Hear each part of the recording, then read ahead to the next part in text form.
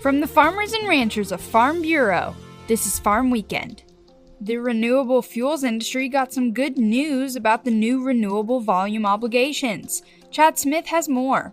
The Environmental Protection Agency released the long-awaited renewable volume obligations for blending renewable fuels in 2026 and 2027. Brian Glenn, Director of Government Affairs for the American Farm Bureau Federation, said the new numbers provide some very good news for U.S. agriculture. They included record high obligations for those blending requirements. So that essentially means for the American farmer that will help drive increased demand for our crops. And this also helps spur development of additional domestic processing capacity for these homegrown biofuels. Farmers are facing significant economic challenges, and this action should help bolster the farm economy by driving strong domestic demand for crops. A strong renewable fuel standard with these record high renewable volume obligations does just that. It increases domestic demand for our American grown crops, and this means additional support and resources and money in the farmer's pocket. Chad Smith, Washington. A new weapon against avian influenza and mealworms. More when Farm Weekend returns. The farmers and ranchers of Kansas Farm Bureau work daily to ensure they are raising the healthiest crops and animals with care to provide a safe and nutritious meal from their family to you and your family.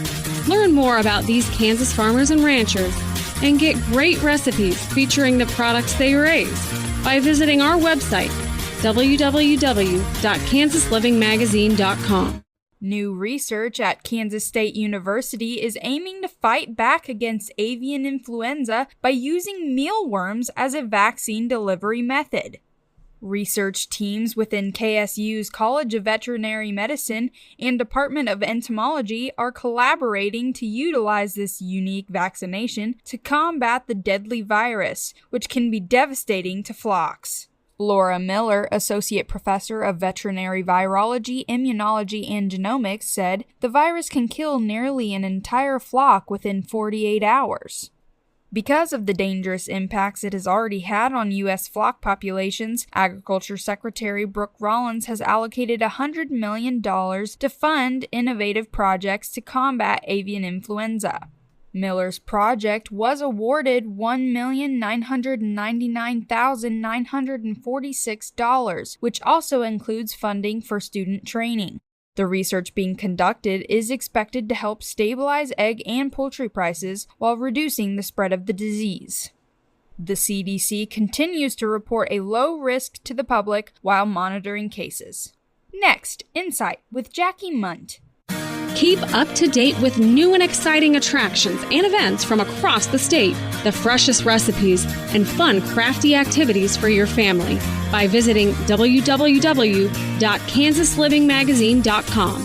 Kansas Farm Bureau's new website provides you with a variety of content from featured families to fun projects that are bound to keep the whole family entertained and in the know. Visit today at www.kansaslivingmagazine.com. Now, Insight with Jackie Munt. Legendary farm broadcaster Orion Samuelson passed away recently. Orion had a deep, distinctive voice, full of warmth, humor, and kindness. I was fortunate to be interviewed by Orion a few times and fondly remember the camaraderie we shared as we were both Wisconsinites and former FFA speaking contest winners. Farm broadcasters occupy a unique place in American life. They're part of the daily rhythm, voices that can be heard in tractors, kitchens, and pickup trucks at dawn. They deliver markets and weather, but also perspective, reassurance, and hope. They tell the truth in hard times and celebrate in good times. Farm broadcasters are our neighbors. The profession is changing, evolving, and in some places fading. That reality makes me feel especially fortunate to have grown up in a time when those voices were constant companions. Orion and other great farm broadcasters may no longer fill the airwaves, but I like to believe that their voices won't disappear. They echo in memories, in values passed down, and in the lives they helped shape. Somewhere in the wide open spaces they loved, those steady, trusted tones still carry on. Join us next week for another edition of Farm Weekend from Kansas Farm Bureau, the voice of agriculture.